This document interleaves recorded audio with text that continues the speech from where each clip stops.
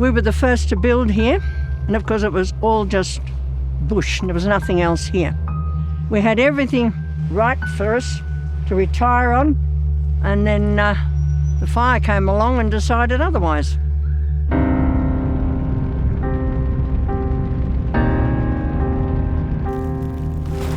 Having been there, it's still hard to get my head around how quickly that fire moved and how much damage it did in such a short time.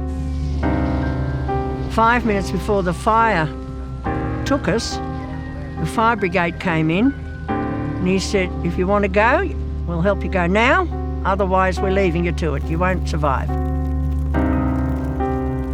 You couldn't believe it. It's just as though somebody stuck a bomb in the middle of the house and just blew it up. There's nothing. There's just nothing. You just see devastation everywhere you look. Everything we'd ever done, worked for, saved for, everything we had disappeared in that fire. The job is so large, it's just beyond us. There's only so much you can do, and it gets to the stage where you feel you can't do any more. Well, we've been here for 40-odd years, nearly, 47 years? I mean, where else am I supposed to go?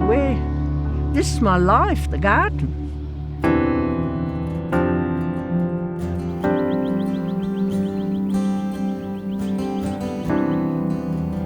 I think hearing Elisabeth's story, it's quite inspiring how resilient she is, and you know, you're down here helping her out and it doesn't feel like work at all. You know, it just feels like a community coming together to help someone. The circumstances she's been living in at the moment is less than desirable, and the process of rebuild has taken a lot longer than anticipated. So we've come in and Habitat's delivered a temporary demountable home for Elisabeth to live in and be more comfortable while her home gets rebuilt.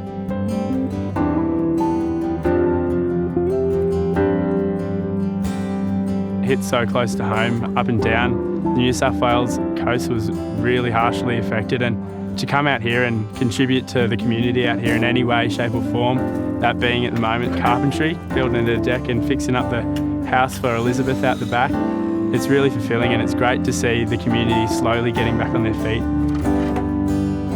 To hear a sad story like this, it's just such a great thing to be able to come back and give Elisabeth a new home for herself.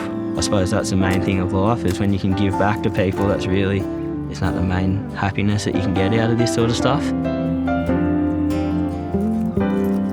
We wake up at the start of the day and we go on to work because we need to make a living, but when you can get a reaction from someone that you made their day or fixed their issue or fixed their problem or helped out wherever you can, that's more than whatever the financial benefit is that you're looking for. It's just amazing that people are doing this. It's really great. I mean it. It's silly, but I'll burst into tears. You don't want me crying in front of you.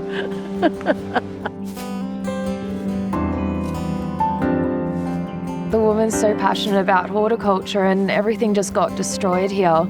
And she's managed to keep this beautiful garden in the centre here, and it's kind of like the heart of the land. And I'd love to be able to bring back more life to the rest of her property. I decided I would make this because my husband passed away last year in June.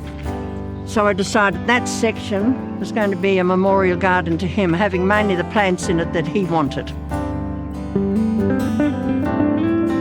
To see these people doing it, it spurs me along to try and do some more. And knowing that I can lean on them and say, I need a hand, and I'll get that hand, best thing ever.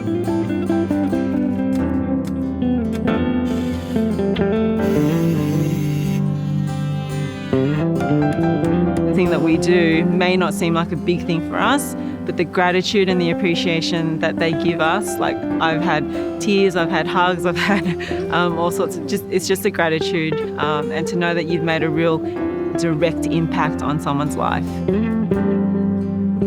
What's the word to use? It's almost overwhelming, really, truly. It sounds crazy, but it is.